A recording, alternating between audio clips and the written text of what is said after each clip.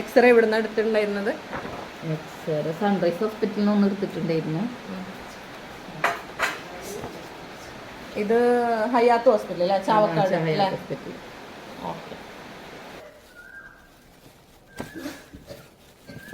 ഇത് കഴിഞ്ഞ day last needle ചെയ്തതിന് ശേഷം കഴിഞ്ഞ ഡേ വേറൊരു കൂടി എക്സ്ട്രാ ആ മുറിയിലോട്ട് വന്നിരുന്നു. എന്നിട്ട് മോനക്ക് നല്ല പെയിൻ ഉണ്ട് എന്ന് പറഞ്ഞു. അപ്പൊ ഞാൻ വിചാരിച്ച എന്തെങ്കിലും പൊടിയായിരിക്കും, പുറത്തേക്ക് എന്തോ ചെറുതായി തുറച്ച് നിൽക്കുന്നുണ്ട്, അപ്പൊ പൊടിയായിരിക്കും എന്ന് വിചാരിച്ചിട്ട് ഞാനത് പതിയെ ഒന്ന് പിടിച്ച് വലിച്ചതാണ്. അപ്പോഴാണ് നമുക്ക് ഈ സാധനം കിട്ടിയത്. അന്ന് കുത്തിയ മുള്ളു അല്ലെ ഇപ്പോഴാണ് പുറത്തേക്ക് വരുന്നത്. അത് ആദ്യത്തെ ഒരു സർജറി കഴിഞ്ഞു MRI ചെയ്തതിന് ശേഷം അവര് പിന്നീട് അതിലൊന്നുമില്ല എന്ന് പറഞ്ഞിട്ട് വീണ്ടും രണ്ടാമത് കുട്ടിക്ക് ക്യാൻസർ പോലെയുള്ള ഇൻഫെക്ഷൻ വന്നിട്ടുണ്ട് എന്ന് പറഞ്ഞിട്ട് രണ്ടാമത് സർജറി നിർദ്ദേശിച്ചു. പക്ഷെ എന്നിട്ടൊന്നും എന്താ പറയാ കാണാതിരുന്ന, ഈ MRI സ്കാനിങ്ങിൽ പോലും കാണാതിരുന്ന ഈ മുള്ളാണ് ഇപ്പൊ പുറത്തേക്ക് വന്നിരിക്കുന്നത് അല്ലെ. ഓക്കെ, അപ്പോ അടിപൊളി. നമ്മുടെ ഹൈടെക് ലാബുകളൊക്കെ അല്ലെ, മൾട്ടി സ്പെഷ്യാലിറ്റി ഹോസ്പിറ്റലുകളൊക്കെ നീണാൽ വാഴട്ടെ അല്ലേ. ഓക്കെ, ഇൻഷാല്ലാ ഇപ്പോ ഓക്കെ അല്ലേ, വേദനയൊക്കെ കുറഞ്ഞില്ലേ? മോന്റെ കാലിന്റെ വേദനയൊക്കെ കുറഞ്ഞില്ലേ? ഓക്കെ, ഇൻഷാല്ലാ കംപ്ലീറ്റ് മാറിക്കോളൂ കേട്ടോ. ഇത്രയും വലിയൊരു സാധനം അല്ലേ, നമ്മുടെ ബോഡി സ്വയം അത് പുറത്തേക്ക് കൊണ്ടുവന്നു അല്ലെ. ഇതാണ് സെൽഫ് കെയർ മെക്കാനിസം എന്ന് പറയുന്ന സംഗതി. ഓക്കെ, അക്യുപങ്ചർ പഠനത്തിലേക്ക് എത്തി അല്ലെ, ഈ ഒരു അനുഭവം. നമ്മൾ അക്യുപങ്ചർ ട്രീറ്റ്മെന്റിലൂടെ എത്തിച്ചു. അതുപോലെ തന്നെ മക്കൾക്കൊക്കെ ഇപ്പൊ പനി വന്നാലായാലും ആദ്യം എപ്പോഴും ഹോസ്പിറ്റലിൽ അഡ്മിഷൻ ഒക്കെ ആയിരുന്നു. ഇപ്പൊ അങ്ങനെ ഒരു പ്രശ്നമില്ല. പനി വരുന്നു, മാറുന്നു, പിന്നെ ക്യൂർ ആവുന്നു. പിന്നെ യാതൊരു ചെവി വേദന വരുന്നത്, പല്ലുവേദന വരുന്നതെല്ലാം നമ്മൾ ഈ ട്രീറ്റ്മെന്റ് തന്നെയാണ് ഫോളോ അപ്പ് ചെയ്യുന്നത്. ഡോക്ടർ ഇപ്പൊ ഇത്രയും 4 ഹോസ്പിറ്റലിൽ പോയ പ്രിസ്ക്രിപ്ഷൻസ് ഉണ്ട് കയ്യിൽ?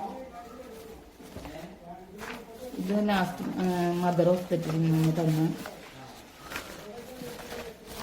മെഡിസിനാണ്. തിരിച്ചു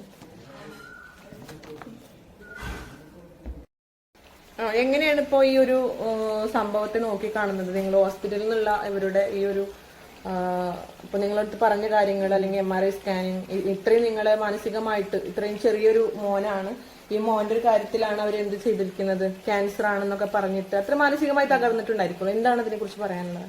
ഇപ്പൊ MRI എടുത്തു, സർജറി ചെയ്തു, എന്നിട്ടും അതിന്റെ ഉള്ളിൽ നിന്ന് ഫ്ലൂയിഡ് വന്നുകൊണ്ടിരിക്കുകയാണ്. എന്നിട്ട് ഡോക്ടറെ അടുത്ത് പോയപ്പോ ഡോക്ടർ പറയുന്ന ഇത് നമ്മൾ എന്തായാലും സാധാരണ ലെവലിൽ എല്ലാവരും പറയുന്നത് നമ്മളോട് നമ്മൾ സാധാരണക്കാരാണല്ലോ, കൂടെ ആണുങ്ങളാവുന്നില്ല, അവർ ഓപ്പൺ ആയിട്ട് തന്നെ പറഞ്ഞത് ക്യാൻസറിന്റെ ഒരു ഇതാണ് എന്ന് പറയുമ്പോ തന്നെ നമുക്ക് നോർമലി ഭയങ്കര അധികം. അപ്പൊ നമുക്ക് എക്സ്ട്രാ ടെസ്റ്റുകൾ എഴുതി കഴിഞ്ഞിട്ട് നമുക്ക് അത് ഉറപ്പിക്കാൻ പറ്റുള്ളൂ എന്ന് പറഞ്ഞപ്പോൾ ഇനി അടുത്തൊരു സർജറി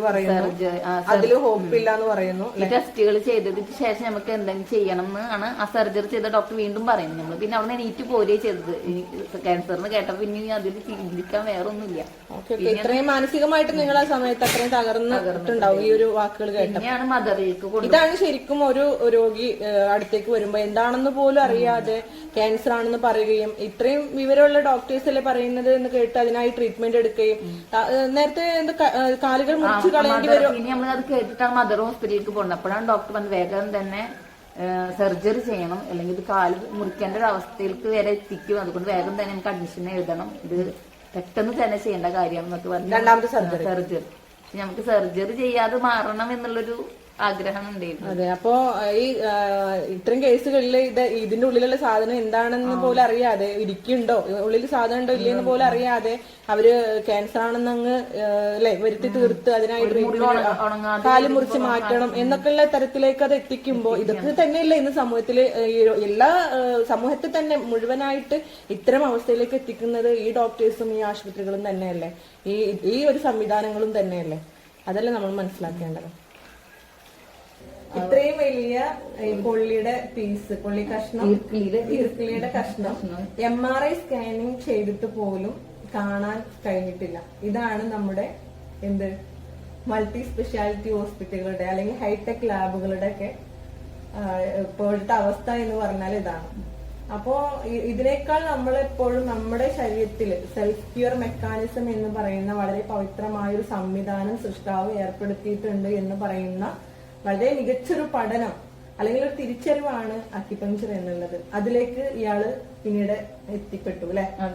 ഈ മോന്റെ ഈ ഒരു അനുഭവം കാരണം മോന്റെ മാറ്റങ്ങൾ കണ്ടിട്ട് അല്ലെ, കാലില് അത്രയും നീരും ഫ്ലൂയിഡൊക്കെ പുറത്തേക്ക് വരുന്ന ഒരു അവസ്ഥയൊക്കെ ഉണ്ടായിട്ട് പിന്നെ ആ വിരലുകളുടെ അകൽച്ച കുറഞ്ഞ് ആ വിരലുകൾ അടുത്ത് വന്നു. അങ്ങനെ ഒരുപാട് മാറ്റങ്ങൾ കണ്ടു. ആ സമയം തൊട്ടിട്ട് ഇയാൾ അക്യുപഞ്ചറിലേക്ക് വരണം, അക്യുപഞ്ചർ പഠിക്കണം എന്ന് വെച്ച് അതിലേക്ക് കടന്നു വന്ന ഒരാൾ കൂടിയാണ്.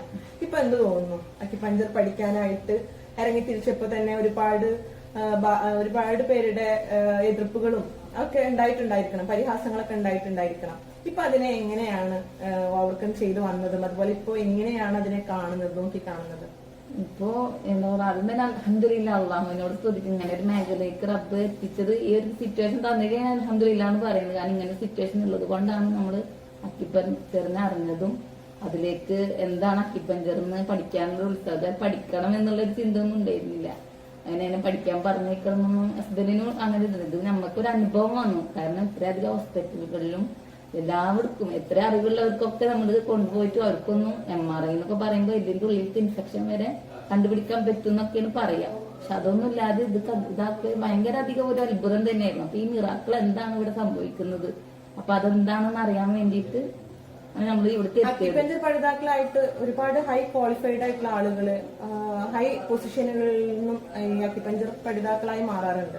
അവർ ഒരുപാട് പരിഹാസങ്ങളൊക്കെ കേൾക്കാറുമുണ്ട്, ബന്ധുക്കളുടെ നാട്ടുകാരുടെ ഒക്കെ. പക്ഷെ പിന്നീട് അവർക്ക് ഇതുപോലെ അവർ കടന്നു വരണമെന്നുണ്ടെങ്കിൽ, അക്യുപഞ്ചർ പഠനത്തിലേക്ക് കടന്നു വരണം എന്നുണ്ടെങ്കിൽ തീർച്ചയായും ഇതുപോലെയുള്ള അനുഭവങ്ങൾ അവരിലൂടെ കടന്നു വന്നുകൊണ്ടാണ്, തിരിച്ചറിവുണ്ടായതുകൊണ്ട് മാത്രമാണ് അവർ ഈ പഠനത്തിലേക്ക് എത്തിപ്പെട്ടിട്ടുണ്ടായിരിക്കുക.